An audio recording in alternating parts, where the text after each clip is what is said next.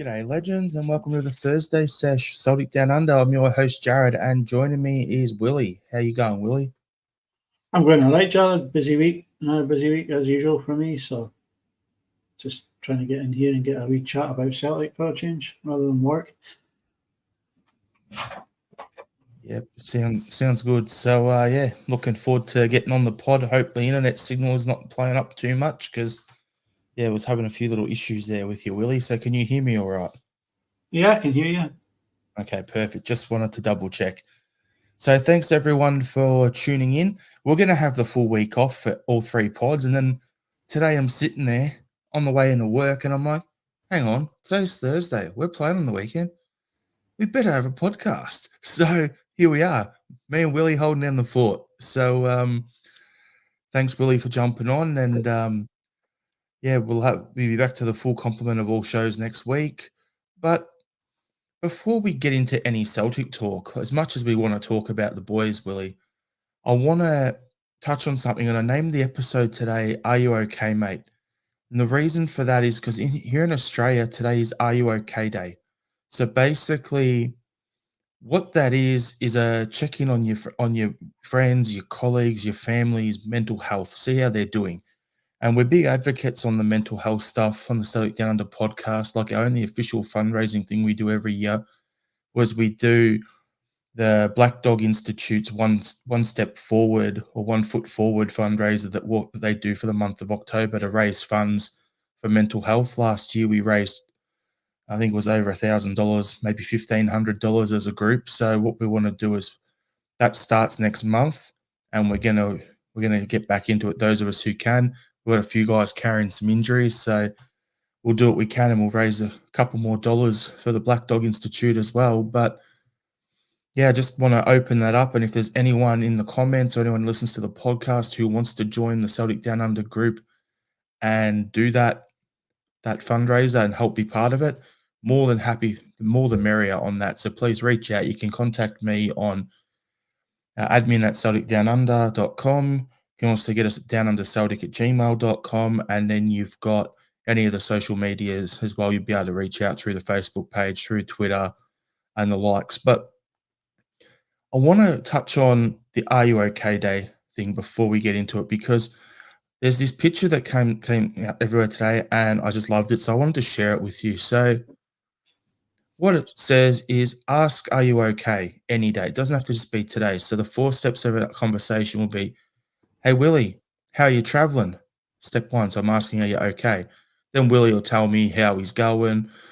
I'm here to listen if you want to talk more. Encourage action. Have you spoken to your doctor if there's any issues? If there's no issues, great, whatever. And then check back in, see how they are, see if there's if they needed treatment, they've got it.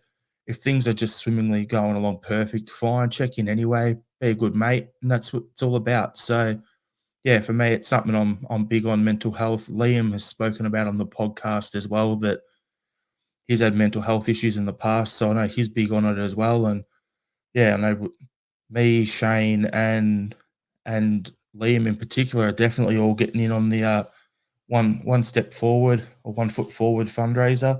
I think Dan and a couple of others might be as well. So let us know if you want to get involved as well, and we'll go from there. But Willie, time for some Celtic talk.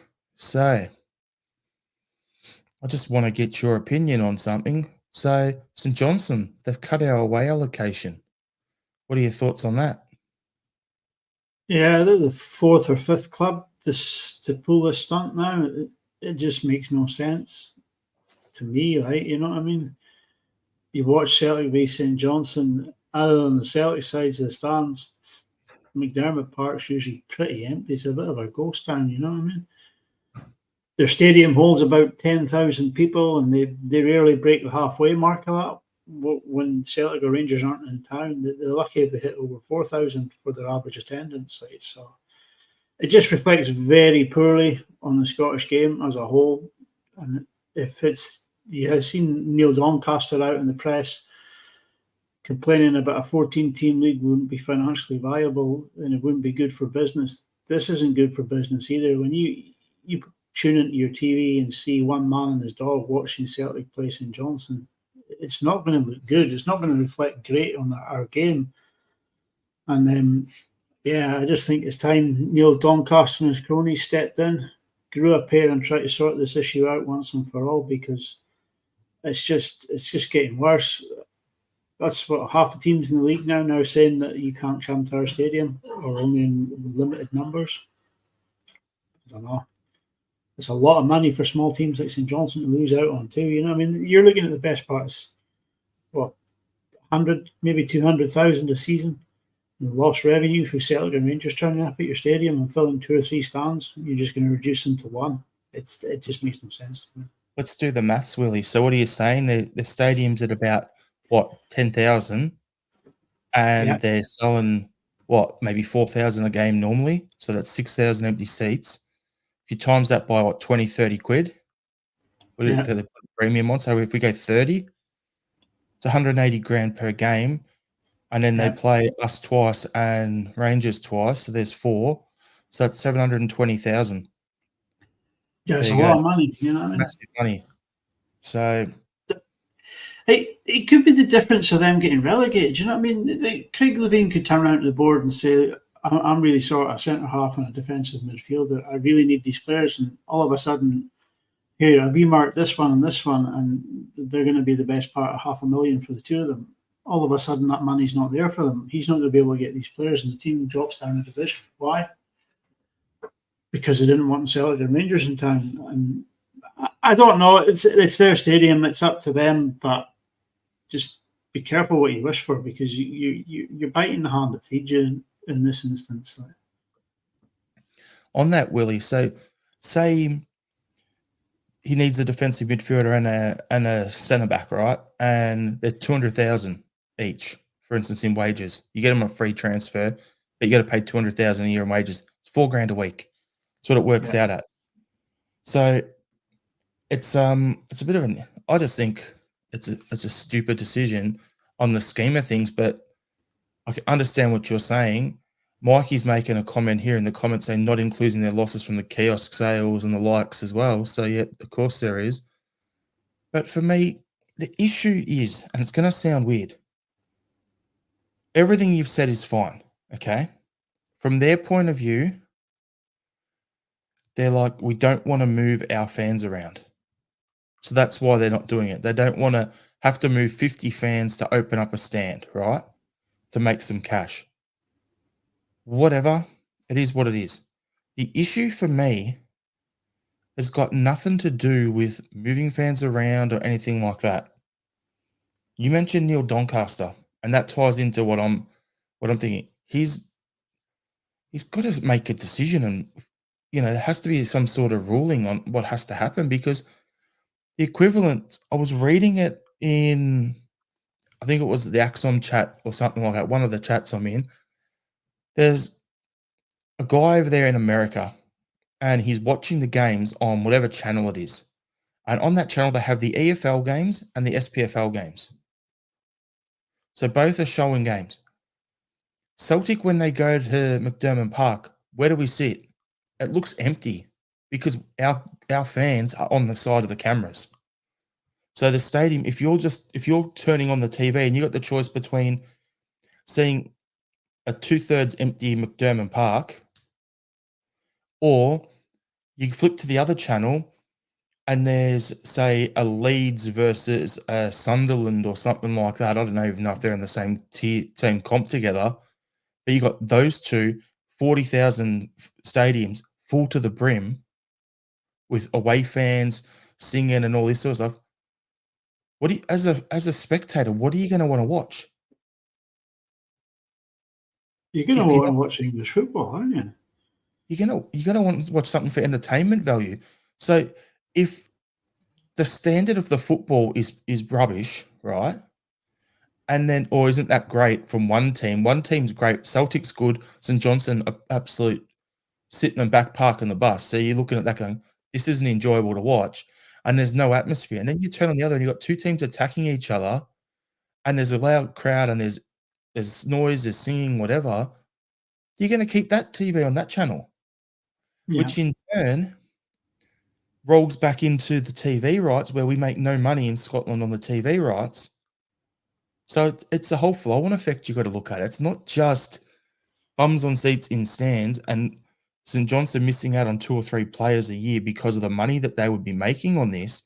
It also flows on to the clubs that are financially better off because they're getting more ticket money. But then the product looks better on TV, which means there's going to end up with more money coming in for the TV rights. So it all flows on, which means more money then back into the clubs, which means then they'll be more self-sufficient, and it's a good cycle to go down and develop the league in general. But I'm looking at big picture here. Like my background before I got into what I do for a career is in sports administration. So seeing that and thinking, okay, take the blinkers off. Don't just look here at the St. Johnstone issue, but look at the whole thing. It's just a complete shambles. It's the easiest way to sum it up.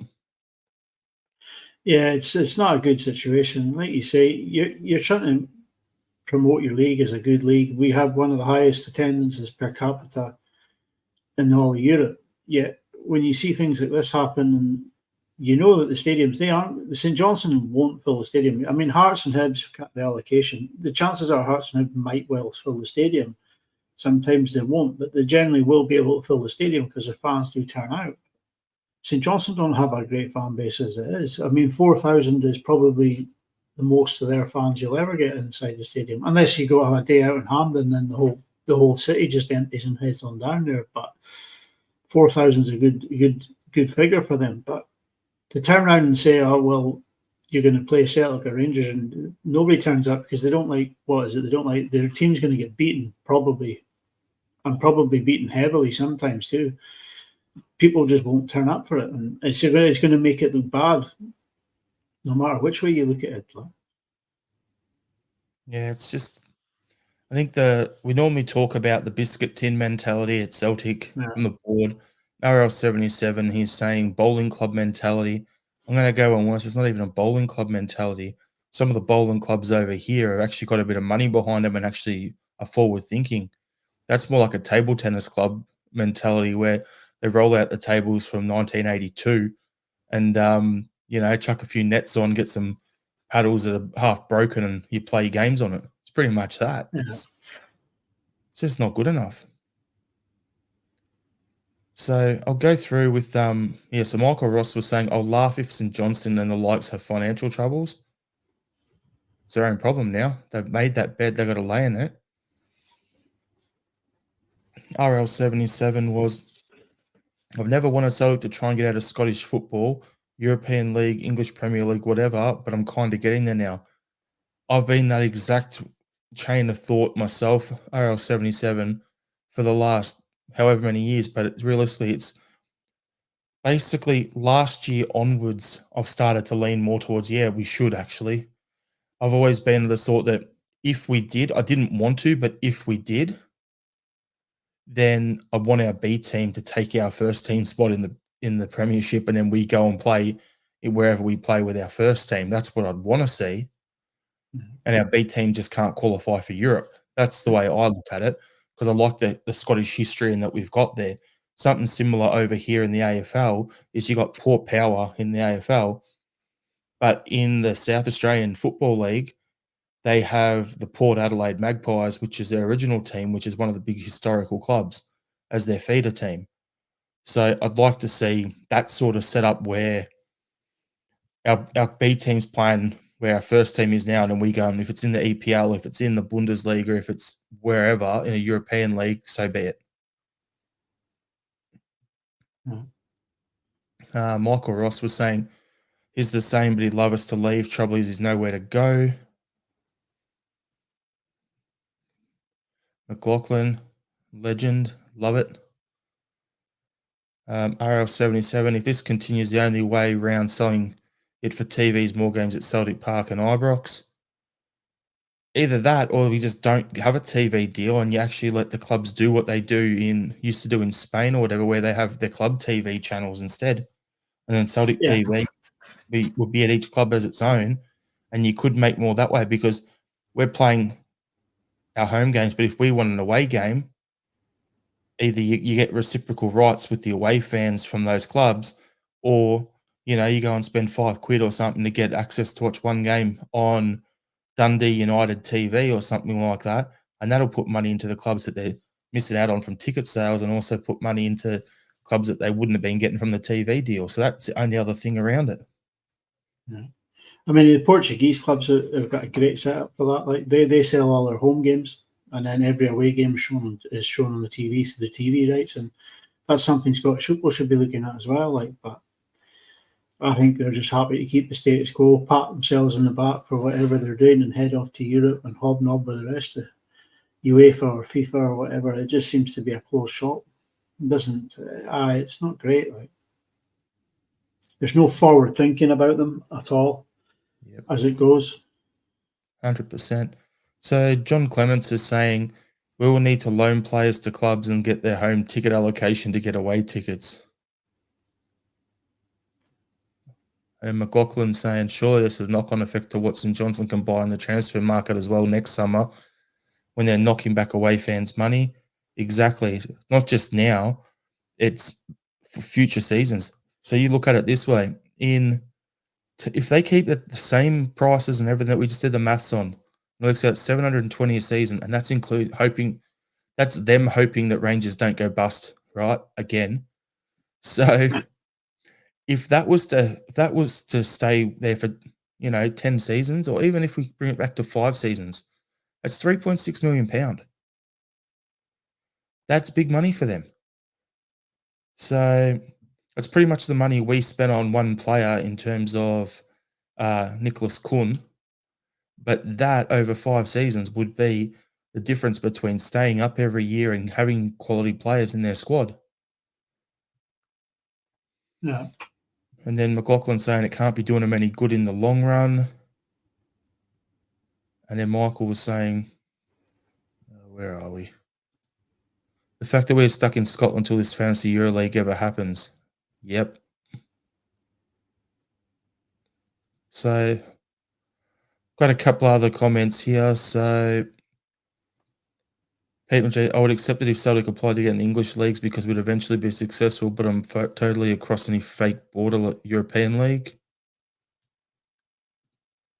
Pete J, we have the Champions League system now. We don't need a Super League. I think this new Champions League format is just a prelude to a European league. I think it's just to test the waters, see how it goes. Yep, 100%.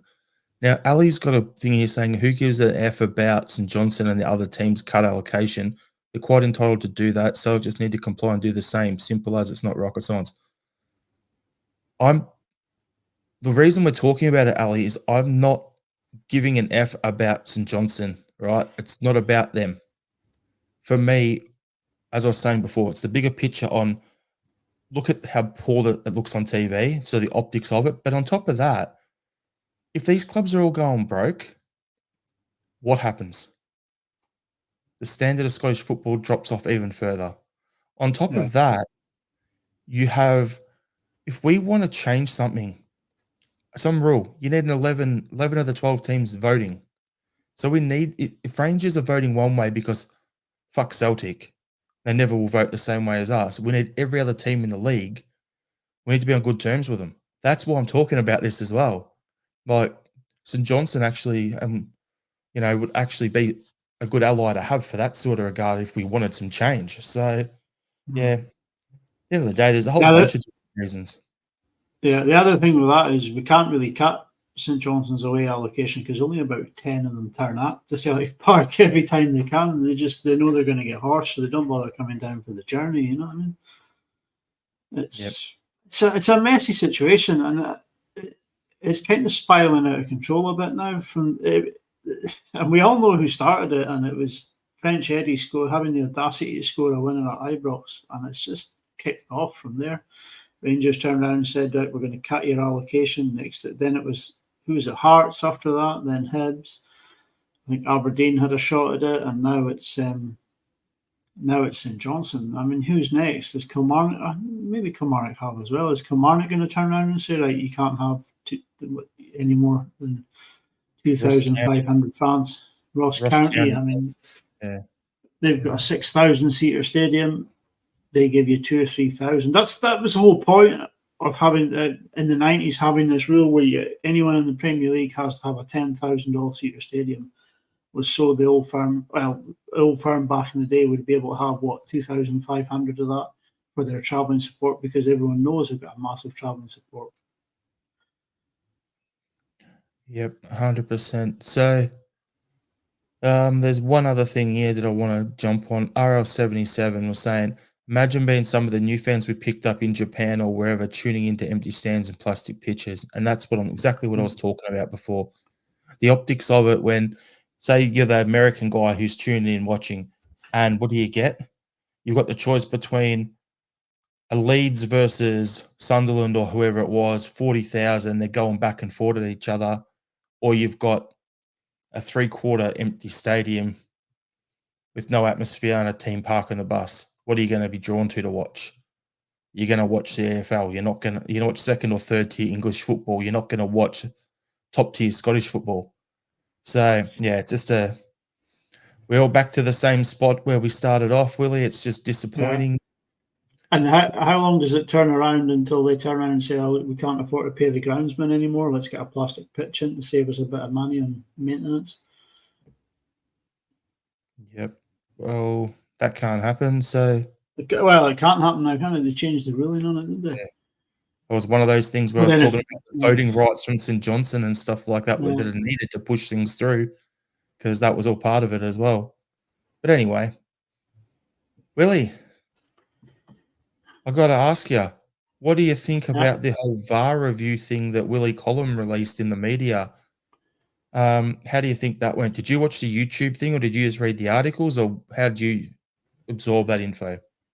I watched the YouTube video. But tuned into that in the afternoon. I actually listened to Super Scoreboard in the morning, and he was on there for the full show as well, talking about it. I'm going to kind of contradict what I said in the last segment about no forward thinking from the SFA. I'm going to say that actually this is a bit of forward thinking from Willie Collum, and I quite like the idea of what he's done here. He's kind of trying to move forward with the times. You know what I mean? It's okay. He's not going to turn around and pick every single decision and talk about every controversial decision. He's going to pick two or three of them and just try and work through the process of how that decision was made. And we can't let the perfect be the enemy of good in this. We have to support what he's doing here, because it is moving forward in the right direction. If we ever want to have referees talking about decisions on the park where they go to the TV and say, oh, that is a penalty, then he turns around, he's mic'd up, he talks to the stadium.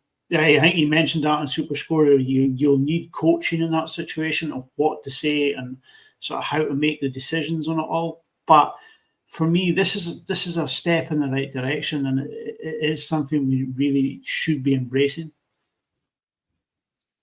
Yeah, I'd have to agree with you on that. For me, it's okay. I watched probably half the YouTube video, and then I was like, oh, Willie Collum is just, I don't know. He's not very entertaining, but he's not supposed to be. But it's one of them ones where I was just, the time I was watching it, I was just like out of it. But I'll give a pat on the back to him for doing this, because how many times have we said, if a bad decision goes against the team, it can lead to a manager getting sacked, clubs getting relegated, players not getting their contracts renewed, and stuff like that. So the players and the coaches get held accountable for results, but the referees don't. So for me, hearing Colum come out and actually talk about it and go, hey, we got this one wrong.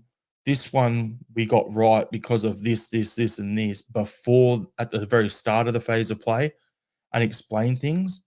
You're like, okay, if we can't have refs mic'd up to hear things as that comes during the game, at least we're going to get maybe once a month, we're going to get that information. So, yeah, I'm not criticizing Ali. I don't know what you're talking about. I haven't seen all the interview because of I stopped it. I'm not criticizing, mate. I'm saying that I actually like that this is happening, that he's coming out and doing it. But anyway. Yeah. I mean, I was watching it. The way they went through the McCrory decision, there's still that elephant in the room of the incompetency surrounding the VAR team and the officials on the park, because everyone could see that that was a penalty. Okay, Don Robertson was behind the wall. He wasn't in the right position to see what had sort of ensued, because it was a cheeky little chip over the top by Matt O'Reilly that nobody was expecting. Don Robertson's probably positioned himself thinking, right, that's going to be a shot. It's going to go for the top corner. I'll position myself here. They dink the ball over. McCrory comes running out, clatters Kyogo, but to sit there and hear the guy saying, no, I just think he made, I think that, what is it he said? I think he makes himself big and he stops and he doesn't go forward and it's accidental collision. And you're just like, are you watching the same game I'm watching right now? And at the end of that, Willie Collum does come out and say, well, look, he's got it wrong. And we need to coach our referees and we need to coach our VAR officials to see where they went wrong and how this won't happen again. They went through the Cyril Dessers move at St Johnstone, where they deemed the St Johnstone player to have been fouled, and they says, well, no, it's not actually a foul, and this is why it isn't a foul. And you can see them taking all the TV camera angles back and going, can I see it from this angle? Can I see it from that angle? Okay, you're going to have to, the VAR guy turns around and says you're going to just have to tell captains there's going to be a delay and that you're going to be going to the monitor. And then he goes over to the monitor, he watches it, and sees for himself that the mistake has been made and the goal should stand. But I'm all in favour of this. I think this is a good move, right? I like it too, and that's the thing. Like, all we want is it to be open and a discussion. We've been wanting that accountability, and the fact that we've got it, and the guys have come out and they've said it. Fine, that's great. It's good to see. And as Big Rab's saying here, great idea showing their mistakes or cheating. Now the refs know they can't have the conversation on the mic. One step forward, stopping the lodge cheaters. Had to bring that one up just for the tinfoil hat thing. But the Andrew thing for me, Dallas can't have the Lana Wolf tones on in the background either, playing all his loyalist songs. He'll have to turn them off. Oh, I'm getting recorded here. yeah. So yeah, it's one of them things where we've been wanting that. We've got something great, but it has to happen. It has to keep going. And when it becomes, if there's a big, massive issue, I want to see what it's about. But yeah, it's a step in the right direction, all things considered. Yeah. I was actually shocked, Willie, that you called him Don Robertson. You didn't call him Ron Dobson like you always do. I actually did a double take. Like, hang on, did Willie actually say him by his government name? What the hell's going on here? Yeah. Listen, he is. He's not a very good referee. He's probably one of our better ones. He's still not very good. But at least he's not a cheating orange. Well, we'll leave that at that for Mr. Beaton. We all know what he is, and he knows what he is too. Yep. So a couple of comments here. Ali is saying Willie Collum did a good interview. He was open and honest. And Mahesh is saying new refs boss having an impact. So overall, pretty happy with that. Yeah.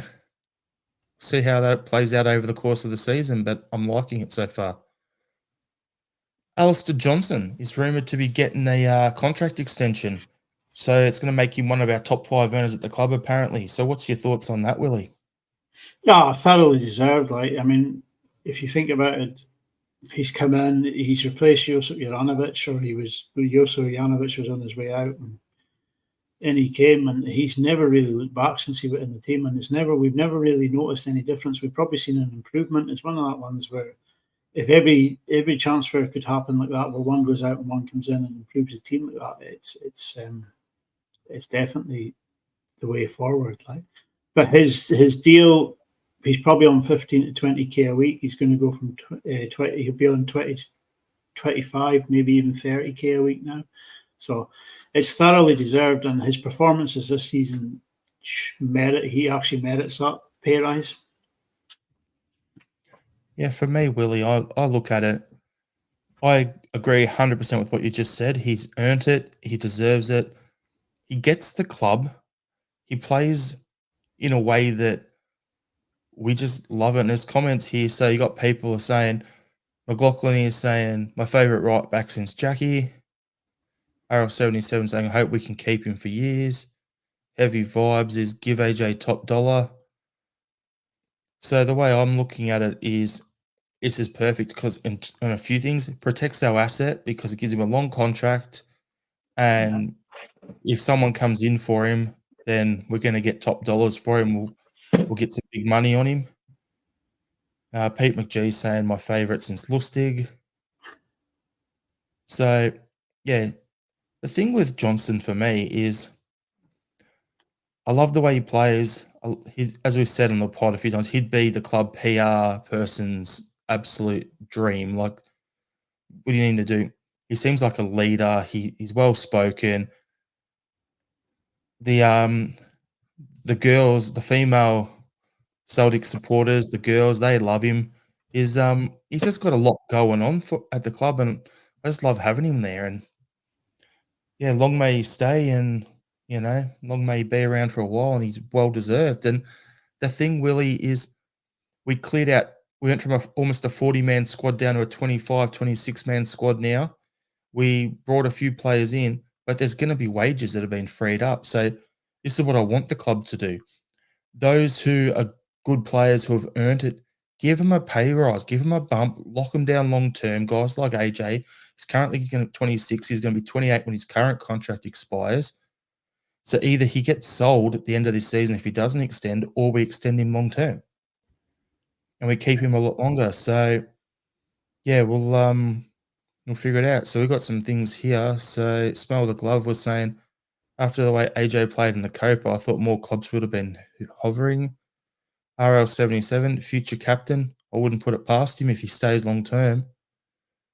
Michael Ross will be our next big sale. Pete McGee, we'll never forget AJ's debut, especially as it was against them. He looked like he'd been with us for years. A legend in the making, 100%. Yeah. And He's also like, sorry. No, I was going to say Big Rab put a thing in there about Taylor. We'll discuss that next. Yeah. Now you were adding, you were talking about his attributes. I'm going to add another one in there. He's got a mean streak in him too, which is good to see in a defender. Every good defender has that about them. You know, I mean, that devilish side to them, where they're not frightened to get stuck in. And AJ certainly has that too. Like, did you listen to his interview on This Is Canada or something? Is it something Canada podcast? Oh yeah, he was he's a bit loose, isn't he? He is. It was pretty good the way like he goes on about his debut game. The managers pulled him in. A big orange pulled him in and says, "Right, you're playing tomorrow on Sunday or Saturday, whatever it was." And he turned up in the dressing room. They hadn't even told Juranovic he wouldn't be playing or Ralston. They just said, "Right, AJ, you're in," and he's just kind of sitting there thinking, "Oh, I'm going to have to hit the ground running here." Like he's never really stopped, does he? Yeah. So I got a few things here. So Jerry Burns is saying AJ has a will to win attitude that really impresses me. McLaughlin saying next captain material. Ali saying AJ is a future captain. What I was saying before about the wages as well is Andrew Galea saying we should be paying better wages across the squad. We might start attracting better quality. And Heavy Vibes is also in the same thing, saying smaller squads so pay players better wages to show they are wanted 100%. And Smells Glove saying, looks like Brendan is trimming the squad but offsetting it with improving wages using money from the Deadwood leaving. 100%, that's what it is. And Michael Ross is saying, imagine how long AJ's speech will be if he won Player of the Year. I think the preseason would have started before he's done talking. Yeah, so I just touched on the Taylor situation. So I wanted to ask you, Willie, is Greg Taylor the next man up to get a contract extension, or do you think something else is happening here? So I'm going to go back to the comment here about Taylor that we're talking about early on. So Big Rab was saying Taylor is a bigger concern at the moment. Best left back in Scotland for 4 or 5 years now. Dressing room leader, leaving for free in the summer. That would be the first priority. And then Pete McGee's coming back saying, I have absolutely no concern about Greg Taylor's contract. They'll sort it out, no problem. But I still want an upgrade, so it'll be interesting to see if Vela is it. What's your thoughts on that whole situation there, Willie? I think there might be more than meets the eye with this situation. There's one or two situations. There's one or two things playing out here, as far as I'm concerned. Either Greg Taylor is done with Celtic, and he wants to go away and get a new challenge at the end of the season, which he can do for free, which he's entitled to do, or he's just going to hold off to the very last minute to see if he can force a little bit more money and get himself higher up the pay grade scale. I'm not sure which one it is. I'm hoping it's the latter, and it's just going to kind of stall on a new deal until the very last moment to just try and eke as many pennies out of it as he can. But there is, like I say, there is the chance that it's a former where he's just right. This is me. This is my last season at Celtic, and I'm going to move on to a new challenge after that. So it's one of the two, but I'm not sure which one. I have a third option there, Willie, but I'm going to touch on your ones first. So, first one, you're saying that he wants to move on and he might want to move on and get a new challenge, right? So, Heavy Vibes is saying if Taylor was 3 inches taller, he'd be an EPL player. 100% agree with that. Big Rab saying Taylor said in a press conference no deal's been offered. That's also what I've heard. But the thing with Taylor, who was he really close with over the last few years? You'd always see him on social media away on holidays with Chris Iyer and Ryan Christie, right? Yeah. They've both made their moves. Christie went down to Bournemouth, made his move. Iyer's gone down to Brentford, made his move down there, getting some money, playing elsewhere. Maybe he's looking at he's at that age where is he going to get that move or not? Does he want to go challenge himself down in England? Maybe that's what he's thinking. He's hearing from his mates what they're earning. When he goes to the Scotland squad, he's hearing what these guys down there. If Grant Hanley can go down to what is he at Norwich and earn probably 3 times the wage that Taylor's on, why would he stay? You can understand why he'd be wanting to look at that. So I can understand option 1 for you. Option 2, 100% there as well, Pete. And they disappeared without a trace afterwards. Yep. Ali's saying he thinks GT's leaving. Pete McGee was saying Greg Taylor's great, but I don't think there'll be a queue of notable clubs. Yeah, it doesn't necessarily have to be notable clubs, but yeah, you could be looking at it from that one. But the options we have, what was your second option, Willie? That a deal will get thrashed out. He's just trying to eke up. I didn't realise. I wasn't under the impression that there had been no deal offered. I thought there was a deal on the table for him, and he's just not come for it. Like that's why I kind of thought he's maybe just holding off to see if he can get more money out of this thing. But if there's been no deal put on the table, then I think that sort of negates that option. So some comments here. So Ali is saying his best pals with Aya. Smell the Glove saying he's just married, so it'll depend on what the boss wants him to do. And then Aya apparently is trying to maneuver a move for him. And then money is important to a footballer, very short career.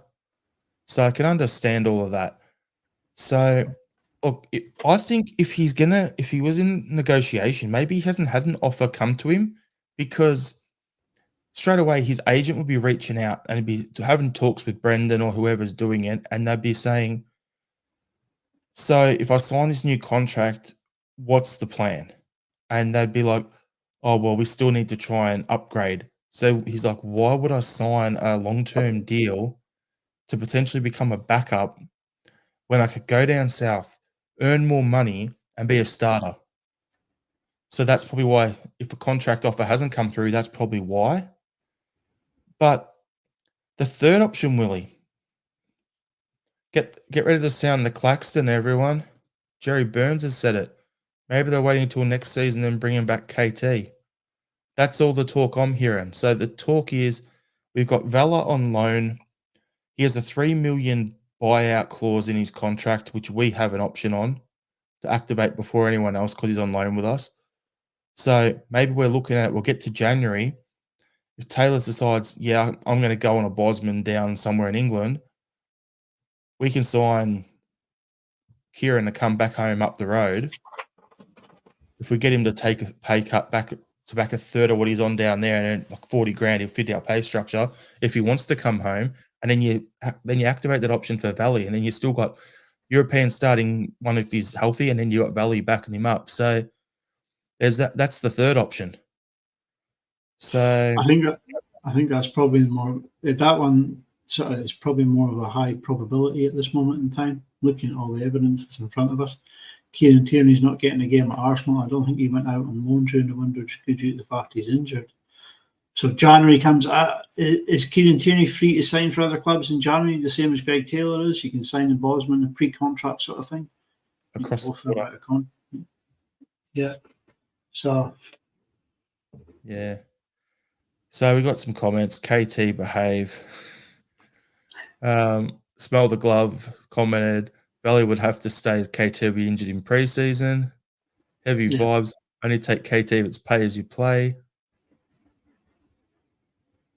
And then now that's some tin hat crap on KT. Hey, I'm not saying it. I'm just saying what I've heard. Yeah. So I just look at it and go, I would love Greg Taylor to extend, but I still want better for Europe. I've said that for seasons upon seasons now. So he's great for what we do in Scotland. He's great in the invert. It works well for us. But yeah, I just need to see I just want to see how it goes in Europe, see what sort of player Valley is, and then go from there.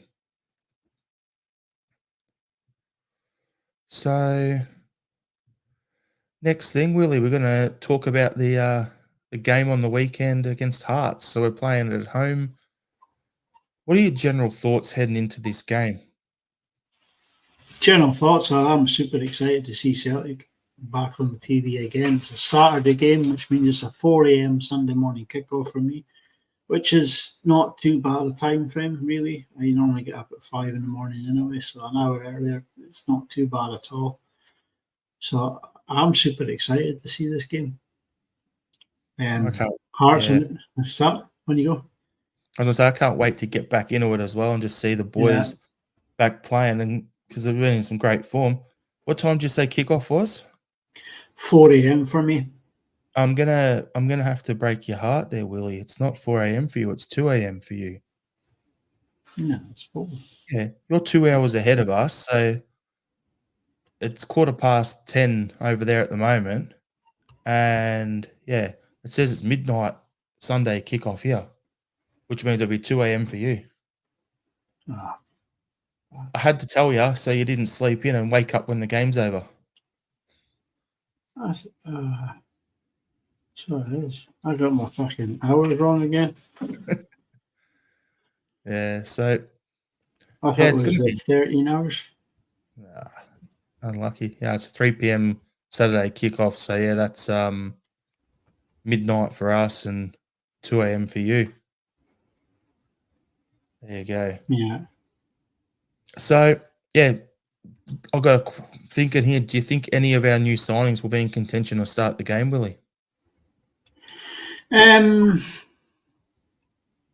think Engels will start, but this for Valley and Trusty, no, I don't think they will. I think Engels will play in midfield. I think Hitati will probably be rested. He's had a lot of trouble. I think the Japanese boys might be Maeda might get a rest as well. But AJ will probably get a rest. He had picked up a slight knock in the Canada game, so Ralston might come in there. But of the new signings, it'll be Engels, possibly McCowan, but no, I think it'll be Engels will be the one you'll see for sure. Yeah, that's what I was going to say. Engels is pretty much the only one for me who's a chance at starting. I honestly don't know the state of what Hatate's in because I don't think he was playing much for Japan. He got 0 minutes. Yeah, so he's travelled, he's done nothing, so he could still be fresh. He's just going to be a little jet lagged or whatever, but you can run that off. So for me, I'm looking at it going, it's either going to be Engels that come in for Hatate. Eventually, he's going to have to break in and push someone back to the bench. So yeah, it's going to be a bit of an interesting one there. So yeah, so my starting lineup I'll go with Willie will be at the back. Obviously, Casper Schmeichel in goals. Left back will be Taylor. Centre back pairing pretty much picks itself. CCV and Scales. And then at right back, AJ if he's healthy. If not, it'll be the Bricky. Middle of the park, Kelmac, Bernardo, and I think it will be Hatade still. Oh, there you go. McLaughlin in the comments. Bernardo played Tuesday night, so might get rested. Okay, so Bernardo will come off the bench then, and it will be Engels will be in for him then. There you go. We figured it out. And then up front, Maeda. He would have done quite a bit for Japan, so who knows? Who knows how it'll go there? So I think it'll be Kyogo up front with Kun on the right and Maeda if he's fit. If not, Jamesy out left. Yeah, I can't really disagree with you up front. I think Maeda will probably play. He loves Maeda out on the left, Kyogo up front, Kuhn. Like I say, I'll go for a midfield trio: Kalmak, Bernardo, and Engels. Ralston, CCV, Scales, and Taylor in the back, and Schmeichel in goals. Right. For me, Hearts are never a gimme, but they're a right mess at the moment. I don't think they've won a game this season. Their draw Rangers in the opening game of the season is the only points they've taken. They've lost in Europe, they've lost in Cups. They're pretty bad. And Naismith seems to be tactically all over the shop at the moment. He keeps changing everything in game before each game, different tactics. So it's going to be difficult to call, but they're definitely going to come out and be stodgy and try and stem us through the middle. So it'll be a 4-5-1 or a 3-5-2, one or the other. But I think we'll have them polished off by half time. And if we do get them polished off by half time, then I think you'll see some changes rung in where you'll get the likes of, well, who did I say in the midfield? You'll get Bernardo going off and maybe McCowan coming on, and you'll get to see the new boys. They might say, right, Scales, we'll give you a rest and we'll put Trusty on to give him a taste of Scottish football. You know what I mean? They might just say to Greg Taylor, right, we'll take you off at half time and put Valley on. See, because we've got a big game coming up and you want boys match sharp. So anyone that hasn't had sort of match time might get a bit of game time. But like I say, it's about killing the game off as early as possible and getting some of these players onto the pitch. Yep, 100%. So RL77 is saying, I reckon Brendan will like Engels and Bernardo, both tall and athletic. Pete McGee, I wouldn't risk Trusty to start yet. Off the bench will do. Would start our usual strongest 11 until the game is done and dusted after half an hour. Smell the glove as you cannot drop Bernardo, saying that he's Brennan's Champions League man. Got a whole bunch of actual lineups here in the comments, so I can read a few of them out. So we've got McLaughlin saying Casper, Ralston, CCV, Scales, Taylor, Kelmac, Atade, Engels, Kun, Kyogo, Forrest. And then we've got Andrew saying Schmeichel, Valley, CCV, Scales, Taylor. So he's got Valley at right back. There you go. Kelmac, Atade, Engels, and Kun, Kyogo, and Maeda up front. Heavy vibes. Take a 3-0 lead, then sub the main men with Europe in mind. Best way to do it. Smell the glove. I can see Kelmac, Bernardo, and Engels starting versus Bratislava. We'll talk about that a bit more on Monday's Pot Noodle. And Pete McGee saying a 5-point lead can disappear quickly, so the 3 points versus Hart are too precious to be risking by making loads of changes. Leave that for cup games.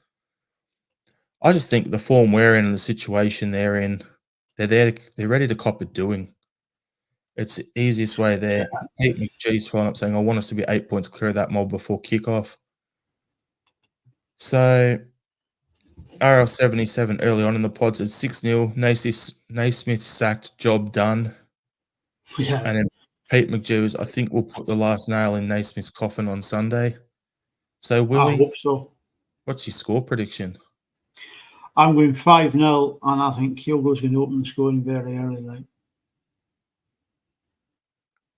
We got Kevin Mullen saying buzzing for Saturday, lads. Some difference from last season to now.